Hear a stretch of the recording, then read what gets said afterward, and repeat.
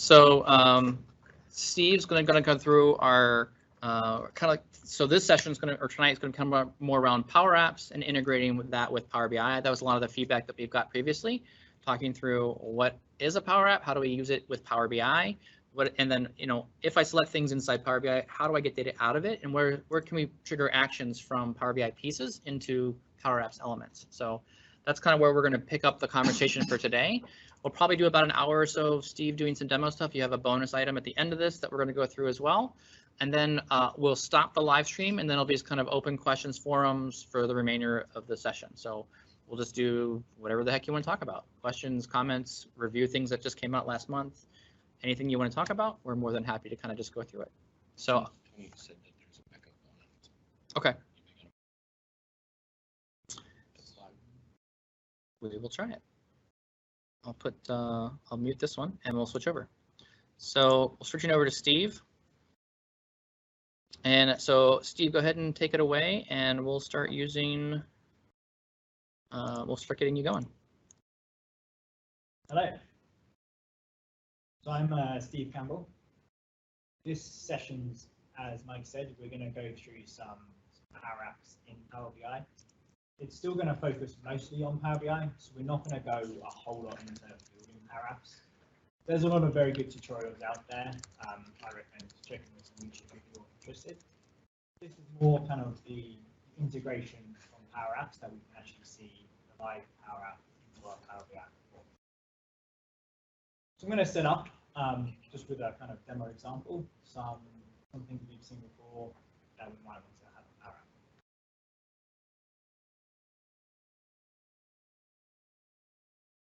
So I've just kind of got some dummy data here. Now I have a couple of columns in my data set. This green bar is sales, and then this black bar we've got is predicted sales. We've got this by month and also down here by a different country. Now one thing that we are quite interested in is a lot of different people consume this report. So in this idea, we've got our 3 region managers here, which is Mike, Seth, and myself. And if we click on either manager, you can see that each person, they control, look after a few countries here. So Mike's in charge of USA, Seth's the rest of America, and I've got Europe, Australia. Yeah, Europe. Now, one thing this report could be done is we could give this access to each of these managers, and they could be looking at their data. We've got a very, very simple predicted sales multiplier. And what I've done, this is just a Power BI parameter. So if you like to move the parameter from Power BI, you can actually have this in your DAX. And this is all with Power BI. As you can see, I can slide this up and down. So I'm thinking I'm going to go up 15%. That's going to change my DAX. However, as you notice, I might be Steve Campbell. So right now, this parameter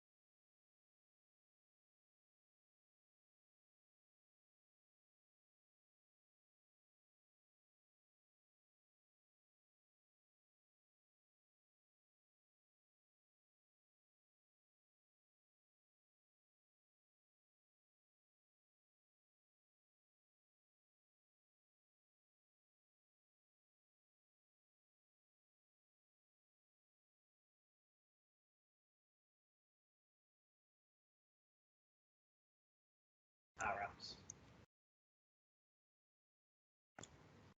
They have their certified custom visual. When you are adding custom visuals, I recommend to look for ones with this blue tick. This means they've been certified by Microsoft. And they've checked this.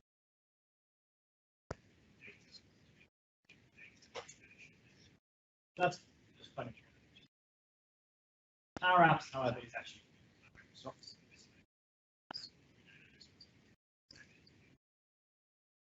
So I've added that, so it appears now in my custom. What I'm going to do is I'm just going to add this. Now, this first page it gives you, it basically is just telling you to add some data. You can see here you can add data fields. It's got one entry, which is data fields. So this is my table, this little region here, which has my countries and my predicted sales multiplier. This is a table I made in SQL Server earlier. I've direct queried it to this. So this is live from the SQL Server database. At the moment, you can see it's all 0. So in my region table, I have my location, which would be Australia, Brazil, for example. I've got a location ID, which is the key for this column. I've got predicted sales, which is this column here. At the moment, everything is 0. And I've just got a region manager, which would be up here. My except on myself, and I've got a region manager right here. What I'm interested in is I'm just interested in changing the predicted sales based on the location. So I'm going to add the location. Now, as location is a text, I'm also going to add the location ID.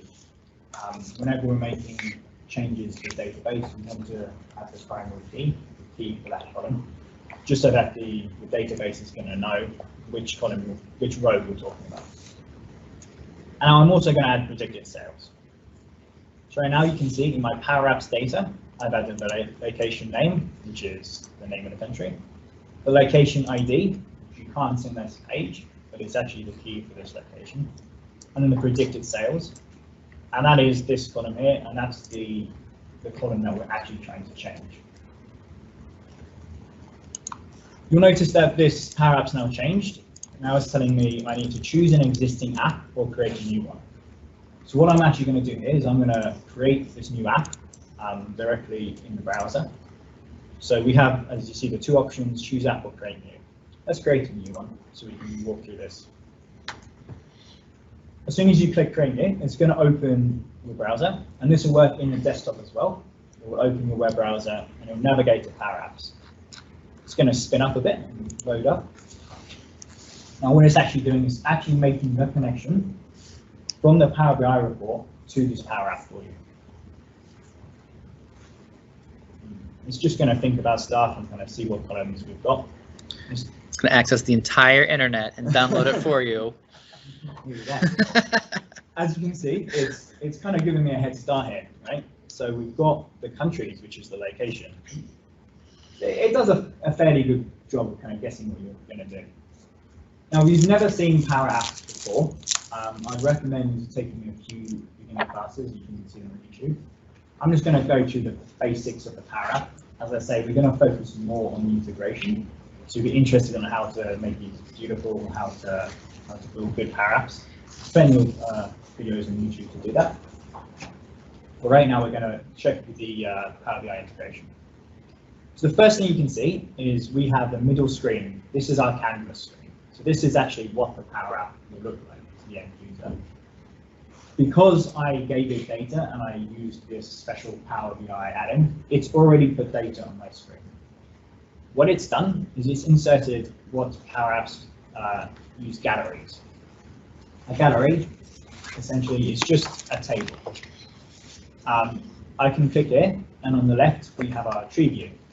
And this just shows me everything that I have in my Power App. So you can see I've got a gallery here. Now I pre-built this gallery for me. In the gallery, we can have different items. I'll just zoom in a little. It's a bit sensitive. Now when you're editing a gallery, you can click on this little pencil button to edit gallery. What this is going to do is this going to select the first row in your gallery. Now, as I said, a gallery is just like a table. So for whatever information you have, and right now we have the location ID, and predicted sales. It's going to give you a row for each row in the data source that you've given it. We can actually click in the first row, and we can see that this is a text box, because it's this symbol. It has a label here. And in the text of the label, we can see that it's saying this item dot location. As I say, we're not going to go hugely into building Power Apps, but I just want to give you a quick overview. Essentially, when you're in a gallery, every row has access to some this item. And that just means whatever row you run. So to demonstrate this a bit more, I'm just going to resize this. Now you'll notice that I can only edit the top row. That's because every row is repeated in a gallery. It look the same. So if I move this over here, everything else will copy it. And essentially each row is the same layout, but just with the next row of the data in the table. So now I've got the countries here, and this is the countries that I want to be editing. So this is a good start. The other thing I'm going to do is I'm going to insert a label. So I'm just going to click Insert with my row selected.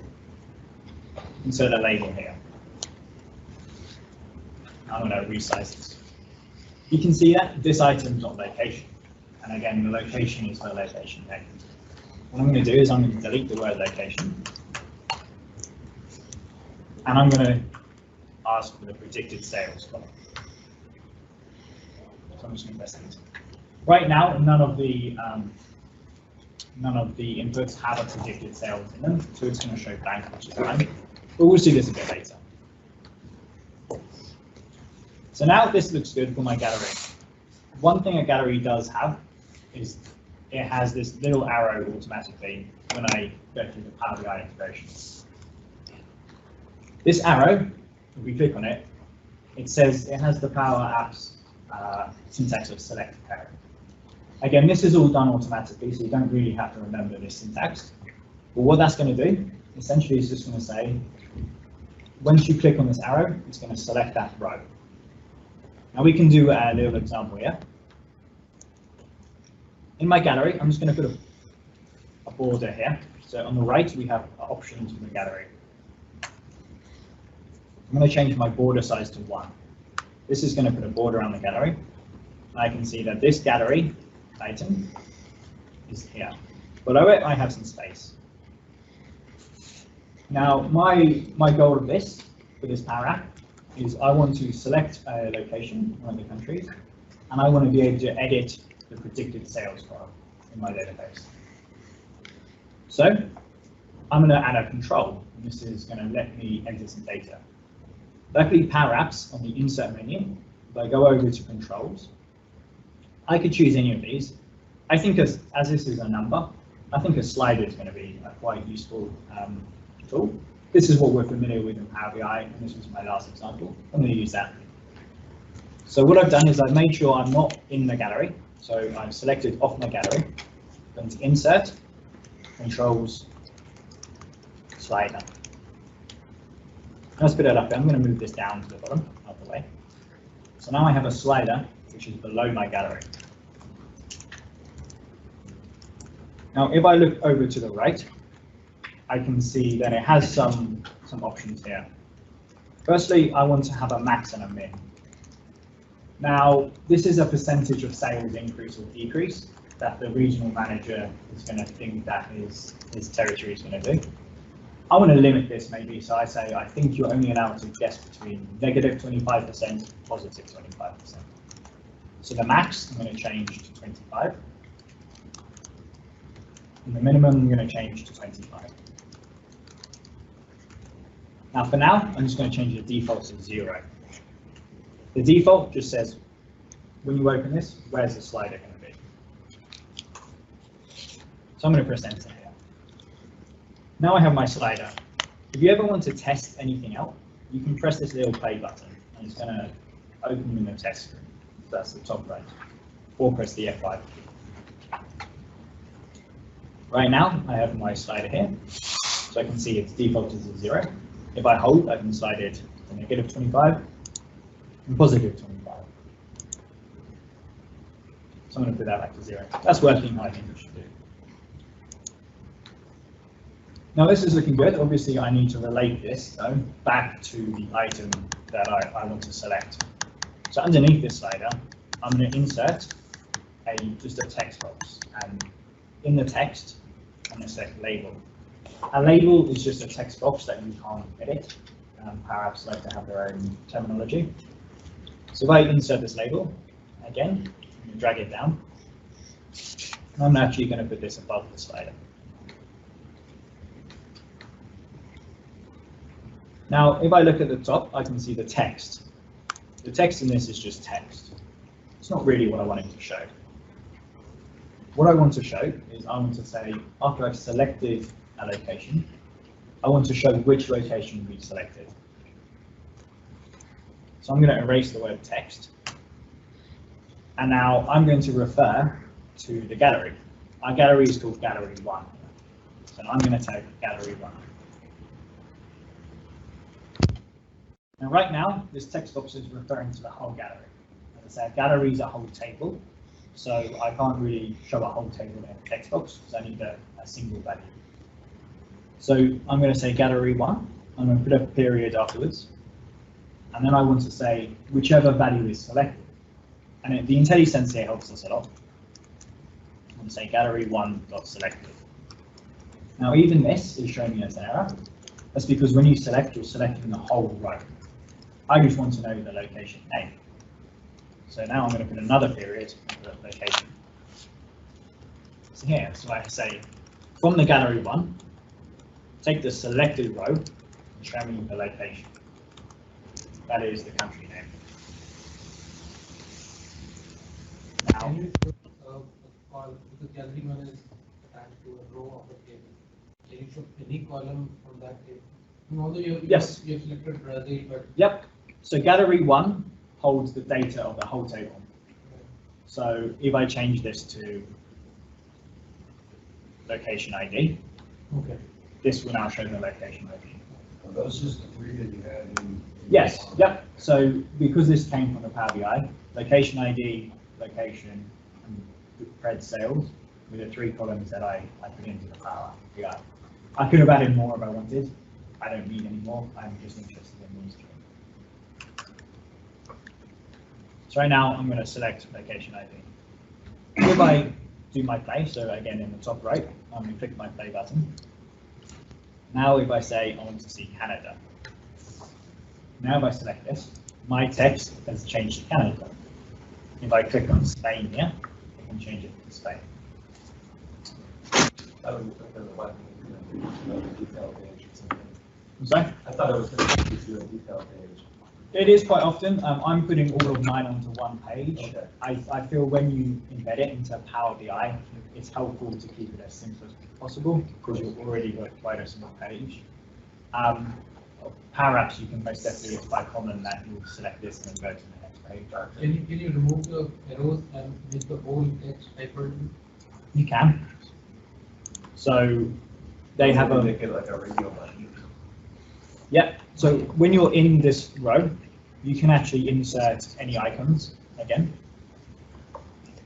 So you could do a different icon. You could have your own custom one. Maybe I would want it to be this next arrow. What this will do is this will add the same icon for every single row of your table. And right now, because I've just got this many rows, this is how many times I see it. Again, it's automatically filled. It's got a property called onSelect. So whenever you're on an icon, so I clicked on this icon, I can see the properties here on the right, but I can also see them on this drop down. It's the same thing. This just gives me a formula bar. Now, this was the one that it does automatically. It says select the parent. That just means select the current row. That's what I wanted to do. So let's use this. I'm going to delete this original arrow, and now we've got another arrow. Again, if you want to have the whole row, you can even select the whole row. You can go to onSelect. We can change this to select parent.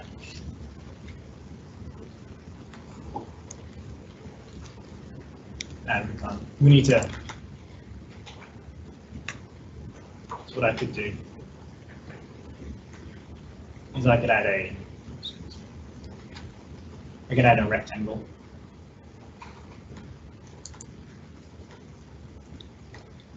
Example.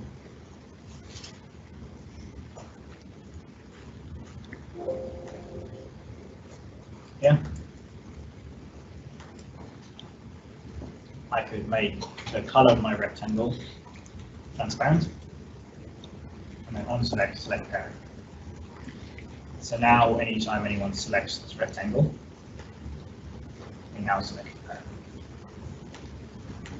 parent. A gallery, I like to think of a gallery as a big table. You can only edit the top row. Anything you do to that top row will be repeated for as many items as you have in this table. So this is looking good for now. We'll be able to select something. Right now we have a slider. This doesn't really do much. So we want to be able to update our live database using this value. So what I'm going to do is now I'm going to insert a button. Right now we have a button here. So this is going to be my submit button. I'm going to move this to the bottom where it makes sense. Now there's a couple of ways you can do this.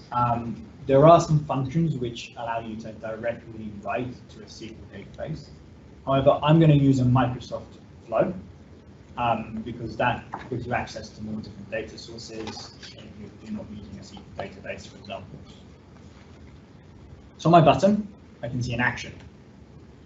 I have the option here to do flows.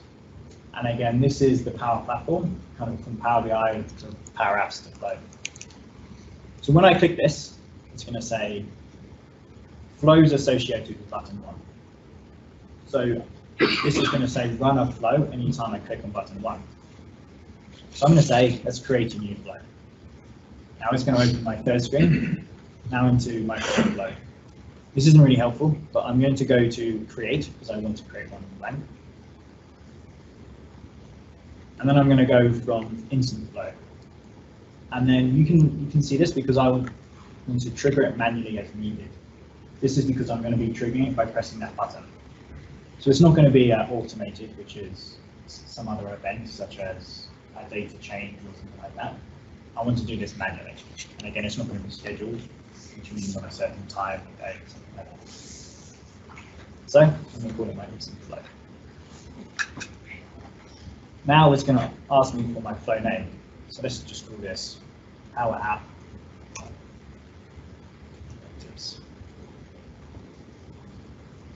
Then it says, choose how to trigger this flow. Luckily, we have Power Apps down here. We know that this is going to start in Power Apps because it's going to be when I press that Power App button. So I'm going to click Power Apps, I've given it a name, now I can create. Now how Microsoft Flow works, again, we're focusing more on the Power BI side of this. You can research a lot of this on YouTube or something like that. Essentially, your first step is going to be an action in the flow. It says something will happen, and then it will do something. That is what a flow is and what a flow does. So my first step is Power Apps. Something happens in Power Apps for this flow to start. Then I want to do a new step. My step's going to be an action. So it says choose an action. So after something's happened in Power Apps, choose an action. My action is I want to change the table in SQL. I want to update my SQL Server table. So luckily, there's a connector to the SQL Server. Now, Microsoft Flow has a lot of connectors. A lot of them are pre-built. You can build custom ones of your own if you have specific applications. Likely though, there's probably something already built, whatever you want to use, especially if it's a Microsoft product. So here, once I click on SQL Server, it's going to say, what do you want to do in SQL Server? Now I want to go down and I want to update a row. So I want to change the row to get my predicted sales. So I'm going to click update a row. Now it's just going to ask me, I've already set up the connections. if you never have used this before, it's going to ask you to just connect to your SQL database. The same connections that you would in Power BI with the same connection strings. So I've already done this, so I know I want this server and connect to this database. And now my tables. Now this is the regions table, the same one that I was using in Power BI. Now it's going to ask me what I want to update. Now the location ID, I'm going to say I need to apply this because this is a primary key. So it says what do you want the location ID to be. Because I'm getting all the information from Power Apps, I'm going to get all the information. I'm going to say ask me in Power Apps.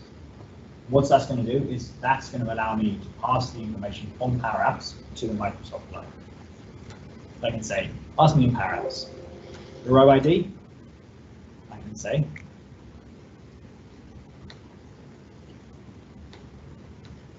and my screen is cut off a bit here.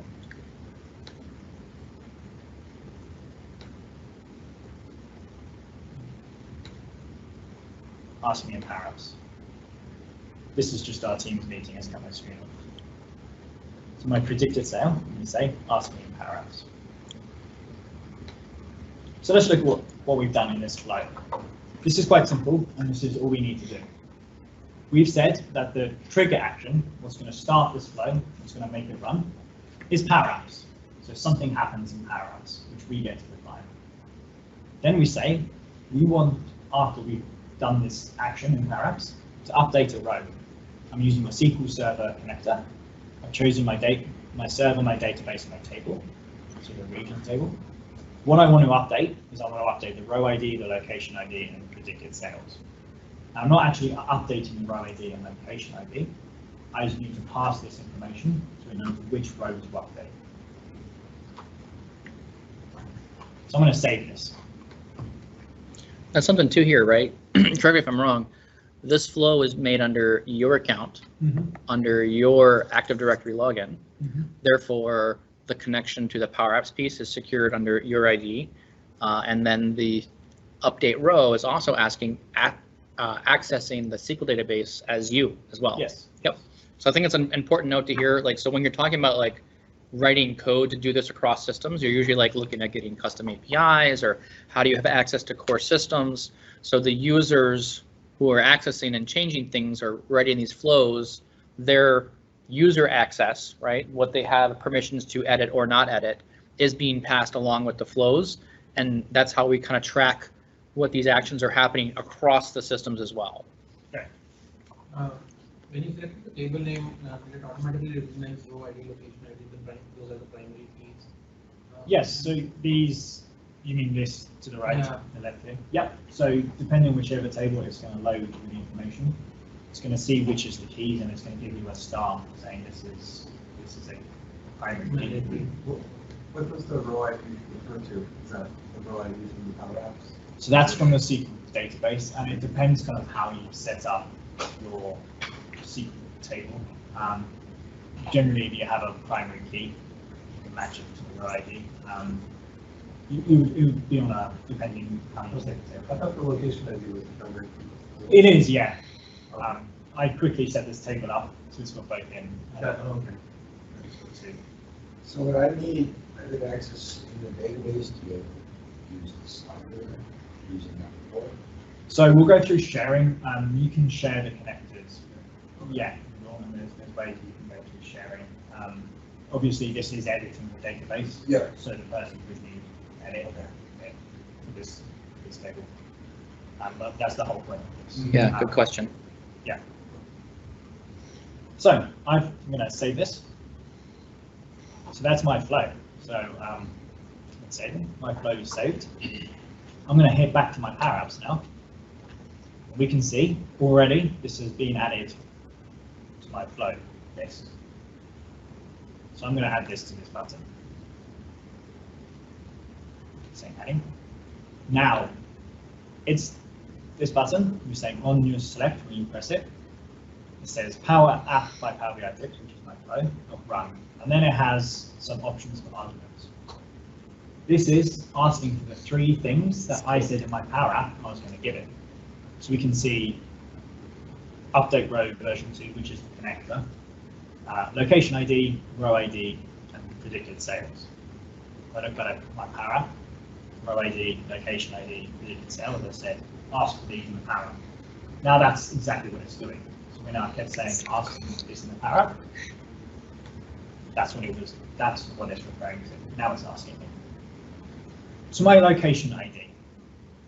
This is going to be, as we saw earlier, similar to how I've got this gallery 1 selected location. Instead of the name, now I'm going to give it the location ID. So back to my button, I'm going to say the location ID is gallery 1, and then I want the selected value, so selected, and then I want the location ID. As I said, my row ID is going to be the same. So gallery 1 dot selected.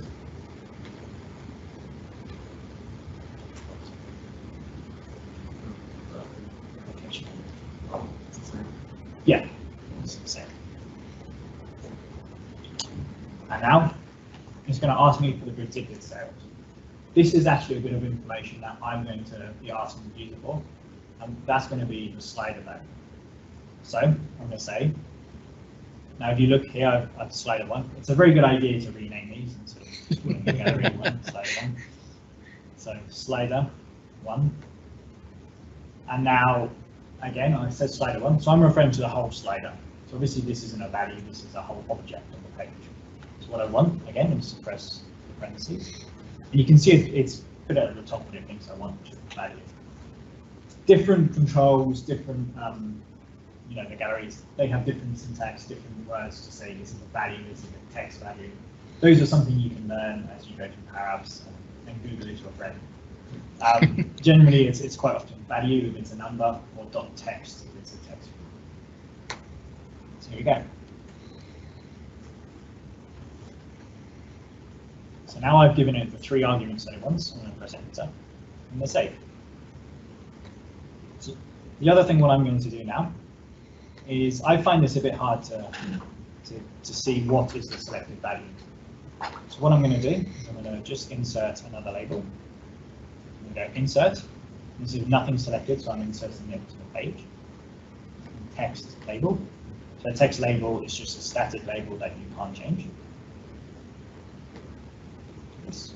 And I don't want the word text. What I want is I want the slider 1 dot value. 0. Now if I test it, I can see that's going to reflect, so that I don't have to hover over it to see. Great, so I'm happy with my my Power App there, so let's test it out. So I'm going to go File, and now I've not given it a name, so let's call it Power App. I'm just going to make it yellow. Power BI-ish. And I'm going to go save.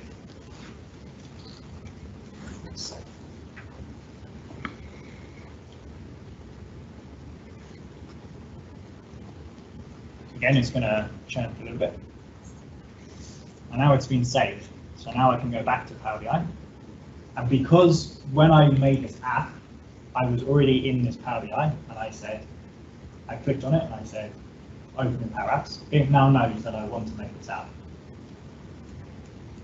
So I'm just going to resize this. Now in app settings, you can change the size. I'm not going to waste time kind of making it a decent size, but you can change the size of your app. It's in mobile by default, which is why it looks long and thin. You can change it to make it a custom size. That's in the Power Apps, not in. Yep, so if you go to Power Apps, you go to app settings, you can see the screen size. You can choose your sizes here. But I'm just going to leave it as is for now. So that looks good. I think I'm happy. So now it's time to test it out. What a great layout you have there. If anyone wants these layouts, go to PowerBI. Layouts. A shameless pitch, even from Steve.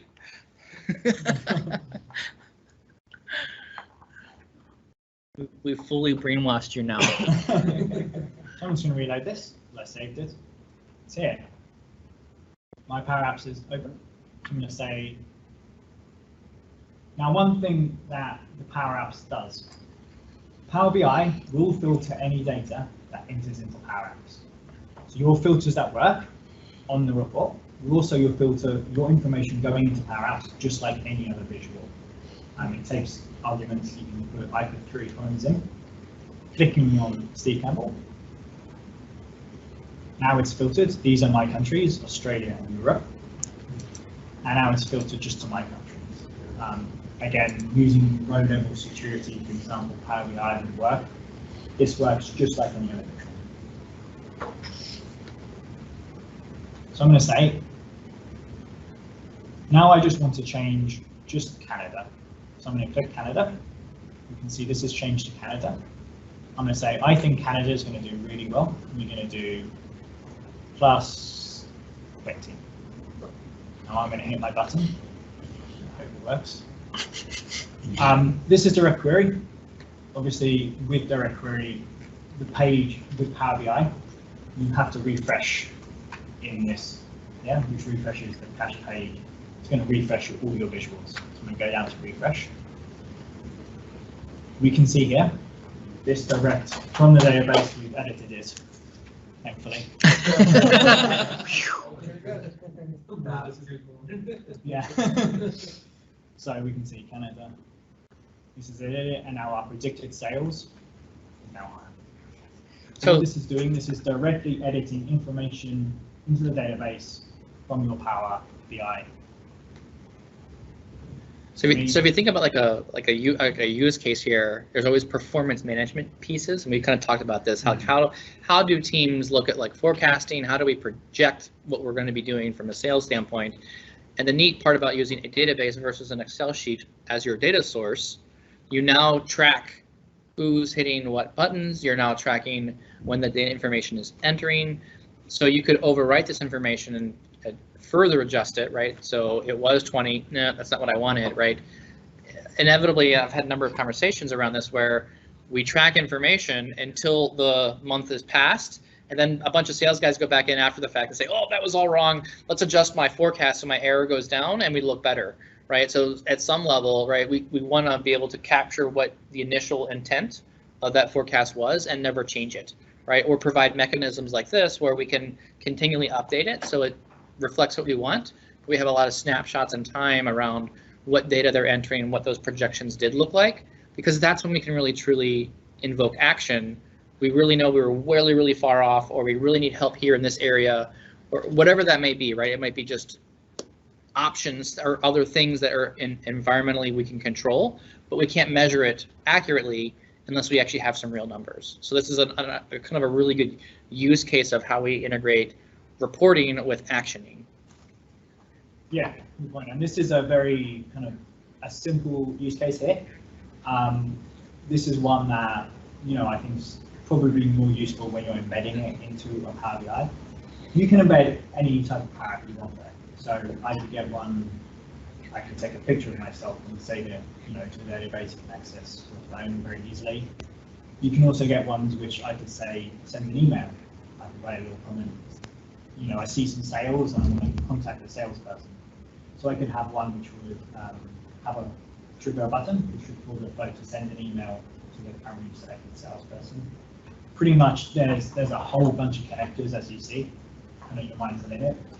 I think this is probably one of the most useful use cases to directly edit. That's something we kind of get asked a lot. We see this data in any way to edit it. So this gives us a really, really good portal. You multi-select? In Malta, like 2 Canada and France at the same time? Not in this Power App. You could, if you built a more complicated Power App, then you'd be better. This is a very kind of basic one. I'm thinking like a budget, like a sales budget, and how, okay, you want to start this group at this, and try to get all those numbers, So a common thing in Power Apps, they do have what's called a form. And if you enter a form, it can kind of be like this table where you can just type and just type. Oh, okay. Yeah. So you could kind of make this table as a editable form, very easily done. Yep. As I say, you don't have enough time. Power Apps to go through kind of Right. to learn it here. Yep. But you can kind of, I just wanted to show. Yeah, use it more, we can actually see. Yep. On there as you're doing them. And the goal would be like, I could select my sales rep, so the data is transferable back and forth, right? The concept would be select my name.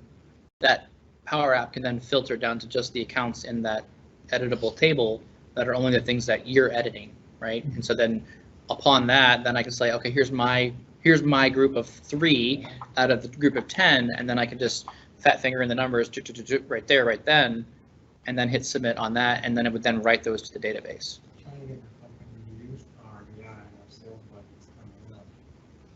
Bingo. And then the Yeah. numbers, 'cause right now they do it in Excel, higher numbers, comes in here. Yep. They put it right into the tables. Yep. The budget's available in Correct. versus Yep. hours. And with this also as well, where you have like different users entering information, you can then structure the table to just continually write new records, and then the reporting is only pulling the latest record, right? So we can see what those changes were over time, which is then extremely helpful from a error forecasting percent, right? We want to know how far off they were from the predictions, so we can either coach them better or figure out more qualified leads or whatever that thing is that we need to action off of. We need to know how far away we thought we were to what we actually did, and that delta is really what we're trying to measure. And we can actually have a drill through or drill into, well, who did we sell to this year? Yep. So they have all the information in front of them with the numbers. Correct. Yep. It's beautiful. Oh, it is beautiful. Love that data. That's awesome. So a couple of the limitations. One of the biggest ones, we can easily, Power BI can filter this Power App. So I can say, let's just look at Mike. Now he only looks at USA. USA. USA. So it filters this way. There's currently no way for this Power App to filter back. Which, if you think about it, kind of makes sense. This is a visual, but it's not an interactive one. So you can interact it in the Power App, but you can't pass information back to Power BI. So when you're just a thought to keep in mind that even if I select France here, I can't then filter the rest of my data to France, which you would have to put the filter, for example, the France filter here. I can't filter that. So this is really where you think about the UI design between the two components, right? Does it make sense to have France on both, right, or not? You kind of think through like what should the user be clicking on, how should they be interacting with things, and you message back and forth to the user around, hey, don't click here. This is just like a readout only, right? Maybe make it look less clickable, kind of thing. So I'll just go to one extra example, and we'll just really quickly run through again. So here's a lovely report that I have made. It's some made up data that I have. We have different categories here. And this is something that I might want to roll out to our company. So this is just a example dummy data report. One thing, this is just another use case for Power App that I quite like to do is we like to get feedback from the users, say, what do you like about this report? What don't you like? So what I've done, so I've added a button here. And this button opens, what I've got is a blank Power App. So I'm going to go to edit.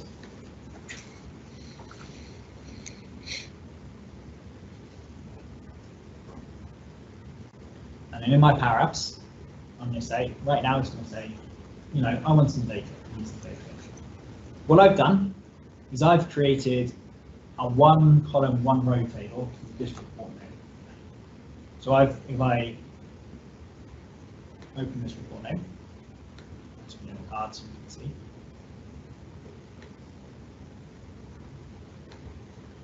This report name I've said is called the Power App Added.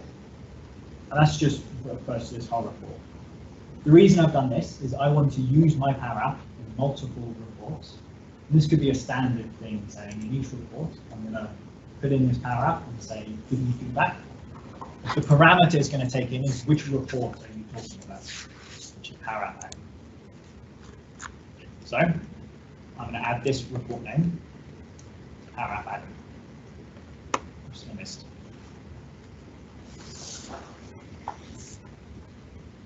One thing, the Power App custom visual can be a little tricky sometimes to click on for some reason, especially. Now I'm going to choose an app this time. This is one that I said I've created before.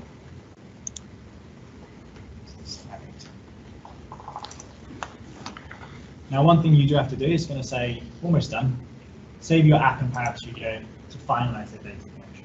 This is just to make a connection from this PowerBI report to the Power App.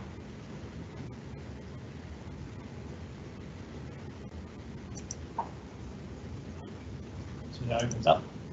So this is already a pre-built report that I've made.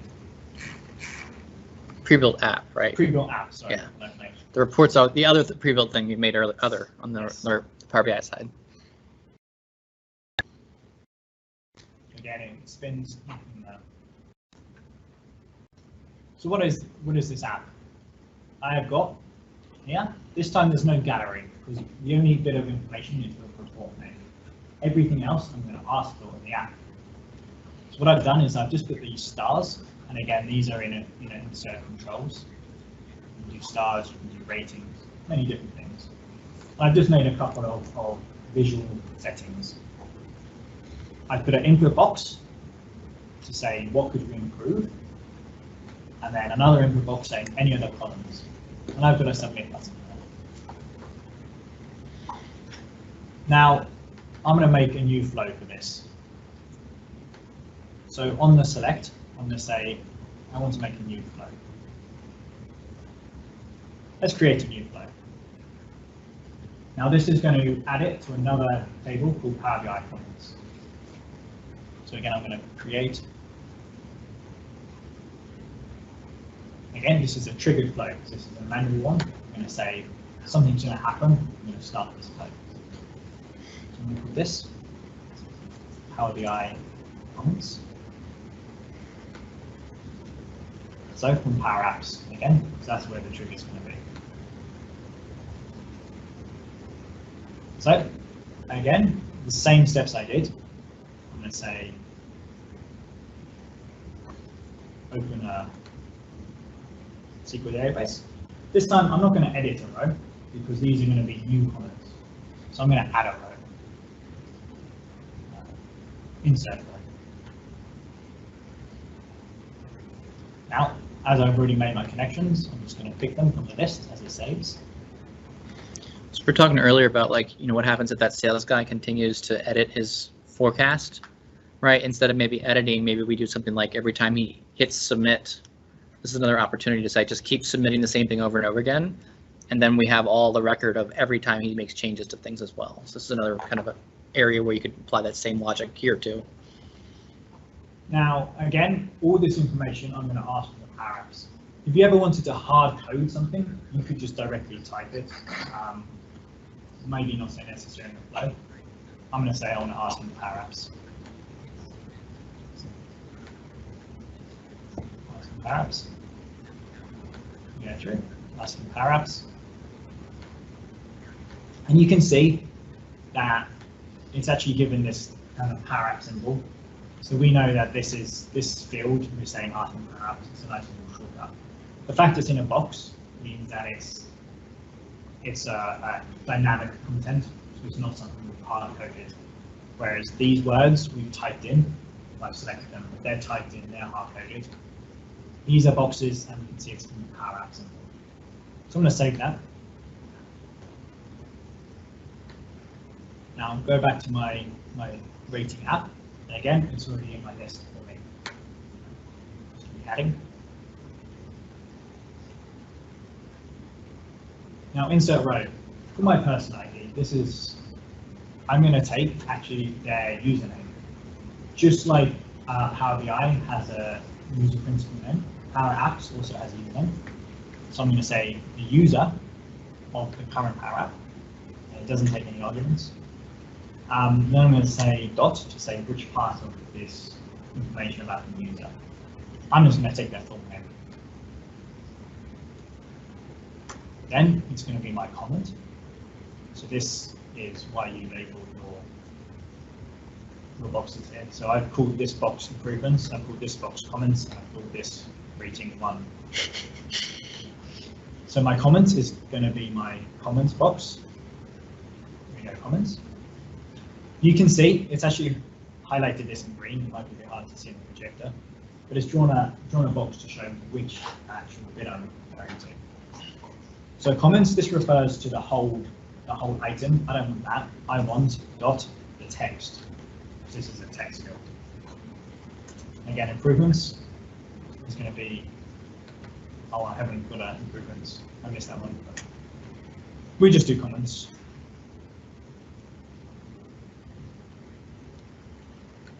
So, created by is the name. Actually, my person ID. This should actually be email. That's going to be their ID in the database. My comment's going to be my comment text. My full name is going to be created by, and the date created is going to be today. Now these date created by, the comment, and the person ID. These all come from the database from the table I set up earlier. It's just a table with these 4 comments. So I'm going to have this, and I don't actually have this box, so I'm going to remove it. Yeah, improvements should not be. Only good comments. Yeah. So I'm just going to say The star rating is below 3. You're like, sorry, fail. User right database fail. Look at that. We have only 4 and 5 stars on all our reports. How funny is that? Star rating not high enough. Please try again. I'm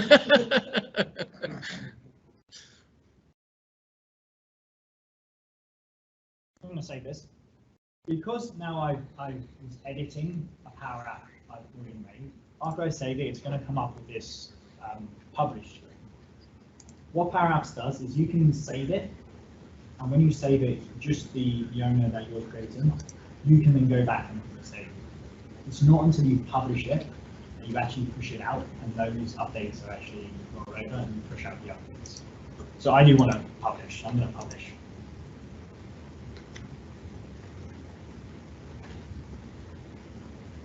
So now I'm going to go back, and here we have our Power App. I'm just going to save this. I'm just going to refresh this to get our edit mode.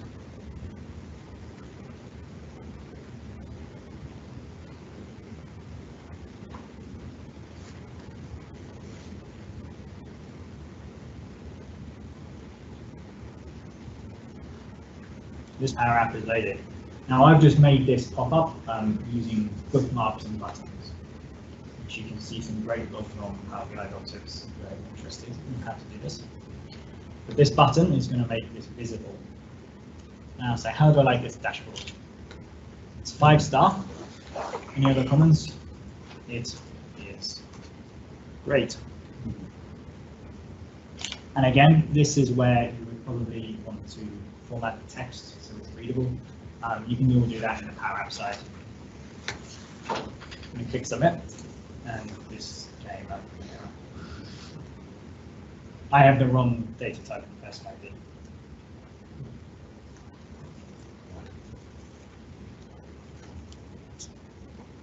I'm sure exactly what it is. Yeah, so I'm just going to go to the, I'm now going to go probably a numerical. So I'm just going to hard code this in for demonstration purposes. So right now I've just gone back to the Power. This is the Microsoft flow. I've saved my flow, I've changed it. That's going to pull through. And now on my select, I'm just going to refresh this. Well, this should now pull through if I refresh here. So now I've actually changed my flow. You don't need a 4th parameter or the 1st parameter right now, so it might have a Yeah. submit. Drop that in there. You might just have to refresh the connection.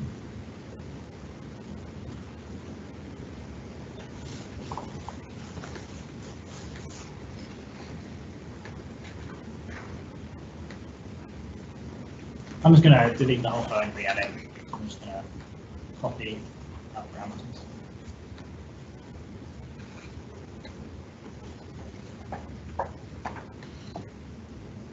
Re-add this flow. Just ask them again.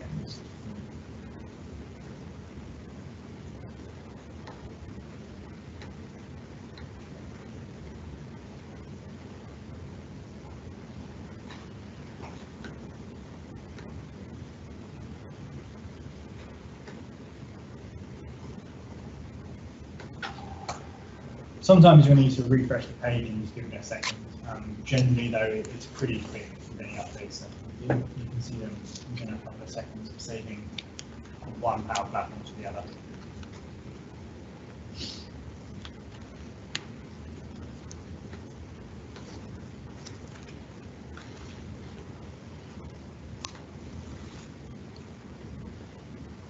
Yeah, so I typed in great. I think that worked.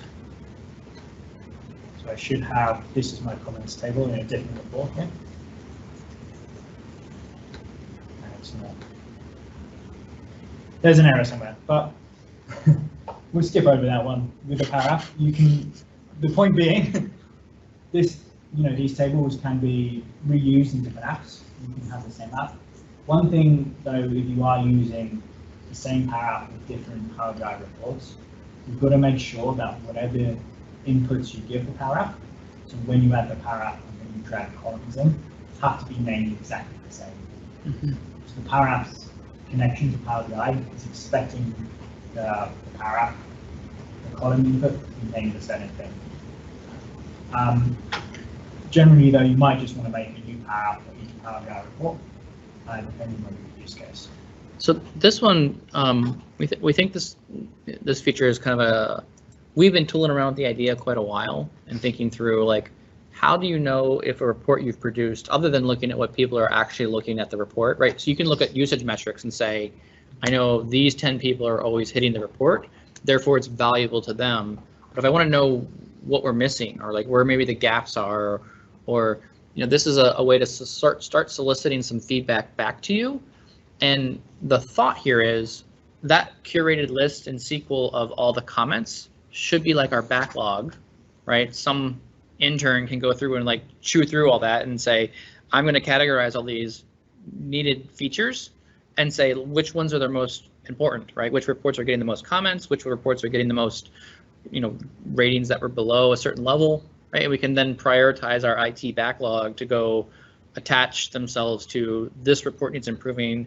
We need to add XYZ data set additionally to this report or whatever that may be. But we were thinking through like, how do we scale this one app to be in any report, right? This could be a standard block of template. It's one app, any number of users can consume it, and they're always having that same experience in all their apps they're looking through. So again, trying to, the guys using the report are going to tell you the best way to use it, but I don't want to talk to you all the time. I'd rather have Flow or Power Apps, kind of collect the information for me, and then I'll figure out what the priorities of our team would be to help update or change the visibility of something. So just kind of we're trying to take some of the scale of this beyond the vision of one report. Maybe many reports would need this. Again, I think one of the big points, Power Apps, Power Flow are very versatile. Microsoft Flow is very versatile. I just did some basic data changing or data entry. One really cool thing, as I said, is you have an email my supervisor. You can see what filters you have on by how the information is applied. So I could put a list of my locations. And I can say email my supervisor. And you can see this is the list of locations I'll put in. And I could type in a message.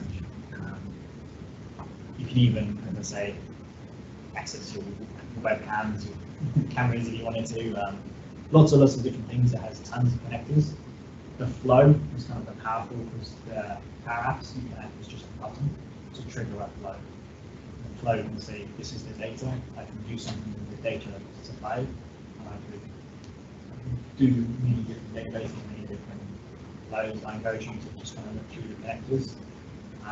There's a whole list of connectors as you go to Microsoft Flow. If you want to and to see what some examples of what they can do. So we have a question online that came through. They're actually asking for, is it really hard to stick a Power BI visual inside a Power App? Now, granted, this is probably off key here. Don't feel like you have to bind data back together, but do you have anything that would show a Power BI visual in a Power BI in a Power App? I don't have an example built. Okay. See if I can just... Oh boy, here we go, off the reservation. Here we go. Here we go. Worked so well earlier. So the inverse is true, right? So we've been doing a lot of Power Apps in a Power BI report. Yeah. You can drop Power BI reports in a Power App. You can. I won't do it here. It's just I'm signed in. Yep. That's fine. With our data here, but that is definitely possible. If you look in Power Apps, there's a Power BI visual card that you can add, and you can grab visuals from Power BI into a Power App. I don't think it would work so well if you try to embed that back into Power BI, but it does go the other way. So if you have a Power App, for example, you have some employees out making a site visit, which is a really common use for Power Apps. They're out making a site visit and they want to view the site and maybe, take a picture and make some notes on how the site's looking, if there's anything wrong with the site. You can also embed a Power BI visual into that, so that when they pull up this site, all the data from Power BI, so if this site's sales is going up, do you have any comments whilst you're there? So that's a really common use case scenario I've seen. Cool, thank you. Right, I think that's for the Power Apps. Take one on Power Apps there for Steve. So I like sitting back here and making comments. This is great. So if anybody else wants to present more, I think you've got another thing here too. It's kind of a bonus item. Yeah, so this is a very much a bonus item. This is a very much different to this Power Apps, different to teaching. It's a report I've been building. Really, it's now, I wanted to push Power BI to the limits. I'm creating, I don't know if anyone's familiar with Bill Sumar. He's producing content on PowerBI.Tips, or that he's published with PowerBI.Tips. He's in a lot of videos. He's Kiwi, he's from New Zealand. He does a lot of games. So he did the Minesweeper, Hangman in Power BI. I've kind of tried to push this one step further. And now I want just to present to you the intro to my game. I'm releasing it in beta mode, and if anyone wants to help test and error check it for me, please get in contact because I would love the help. I'm not going to go through all of it. I'm just going to give a quick view, and the aim is to really just to show what Power BI can do, how versatile it is as a tool. So right now we have limitations that it is only in Firefox because of the sound aspect.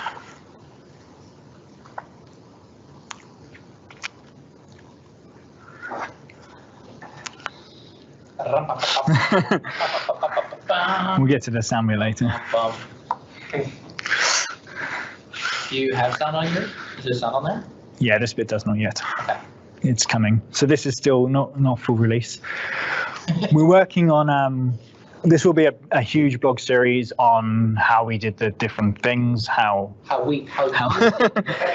Steve, I got to give him mad props. This is a labor of love that has been over a year and a half. I took a long hiatus and came back to it. Yeah. It's been a year. Yeah. All-encompassing development and pieces around this. So this is a super amazing thing that he's been just kind of continually editing.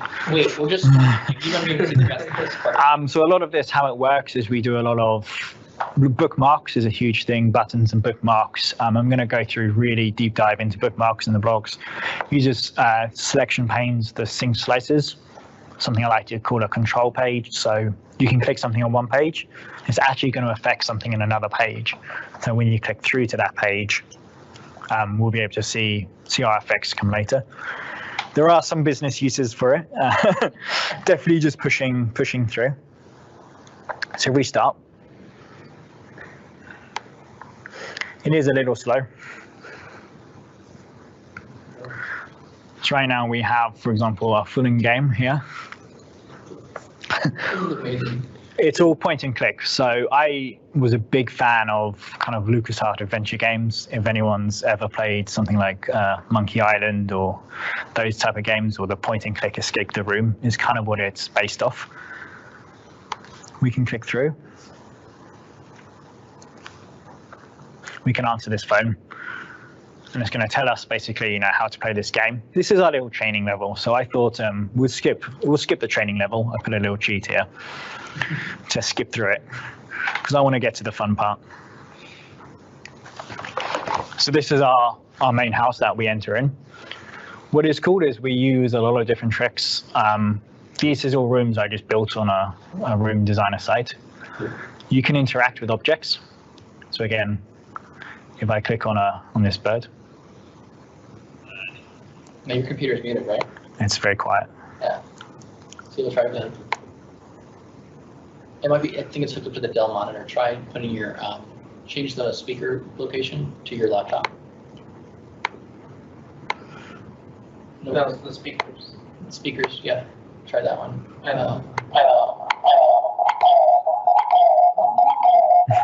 We have having a lot of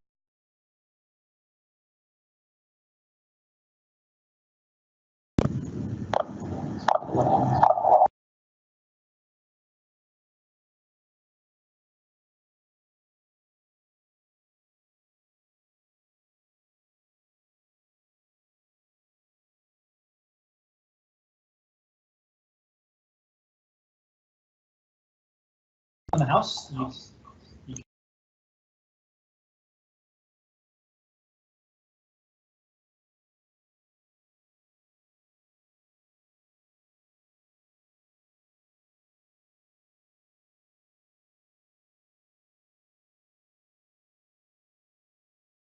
Okay, Yeah. you're good. you can say I'm just going to have some wine or something. Are you? I don't know, there's a lag, I think.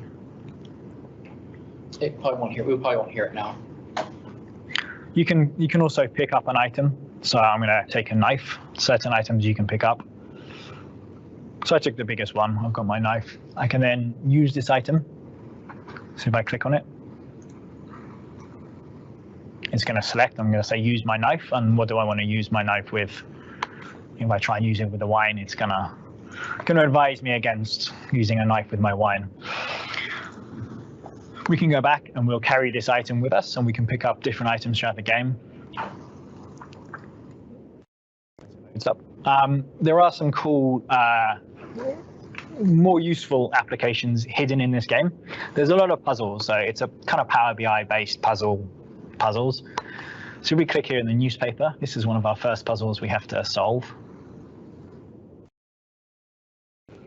Now this is actually live data, so this can be refreshed every day. As it just loads up. As I'm streaming it, it's quite slow. So this is just today's headlines here. We've got PowerBI.Tips, which is the latest article by Seth, I think. We looked at our top Kudo user in the last day, which was Nathaniel.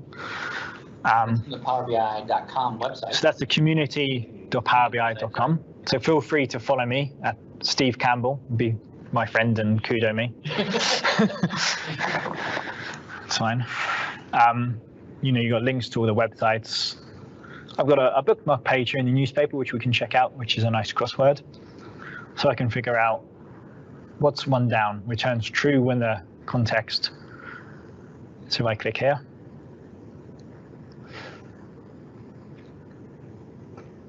So I think that's going to be, something like has one value.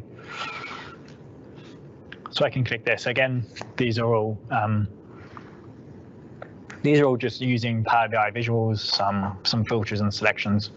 So really I want to blog through this and kind of push this to a limit. Something that maybe other reporting tools probably couldn't handle, probably couldn't do, especially with a great British voiceover. Yeah. If we skip in, something like this is a bit further in the game. Once you've solved a few, we're actually on a computer right now. So we can open up this wonderful website, PowerBI.Tips.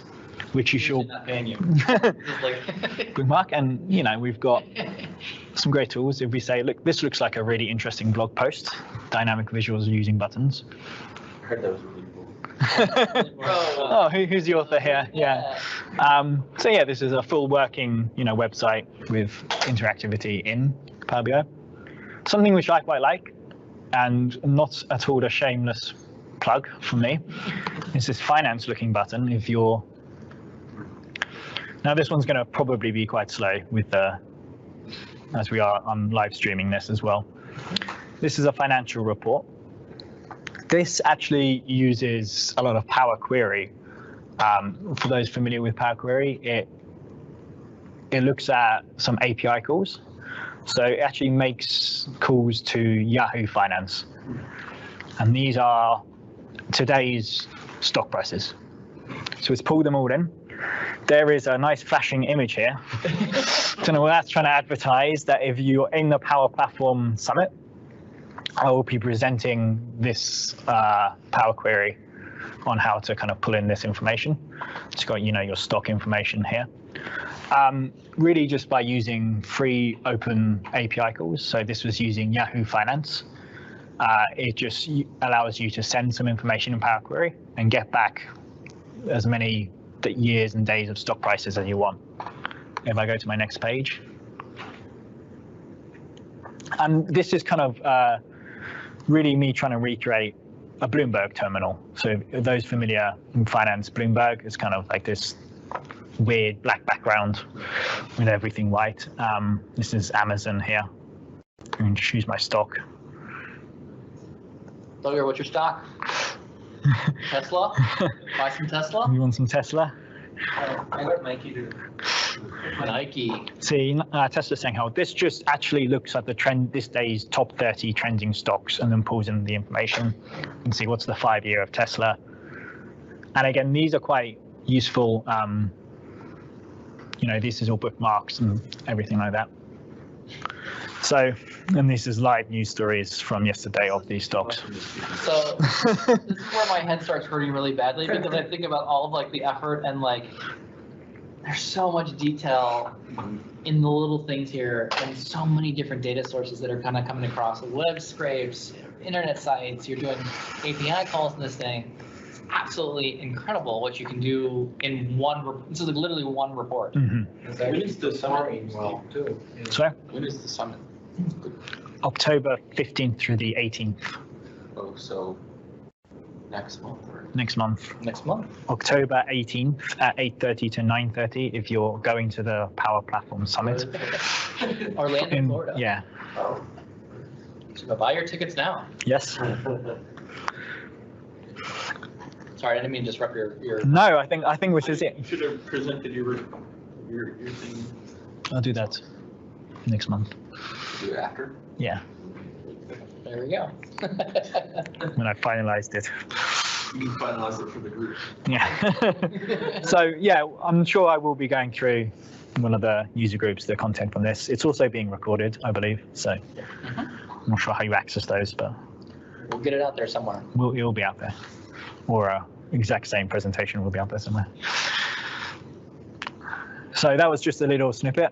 If anyone's interested in helping me with this, just to play through and see if you can spot any errors before I do a general release, let me know on the user group. Just send me a message. I'll send you a link, and you can have a play and help me out. So that would be great. I think that is it. So right now I'm going to cut the live stream, and then we're going to just kind of hang out, and we can just ask questions kind of internally here. Anything that you had questions around the presentation, ideas, thoughts, and if there's none of that, we can go over some kind of the new features that are in Power BI for this month's release that happened. I think it was like the 8th or 9th of this month. So I'll pause it there.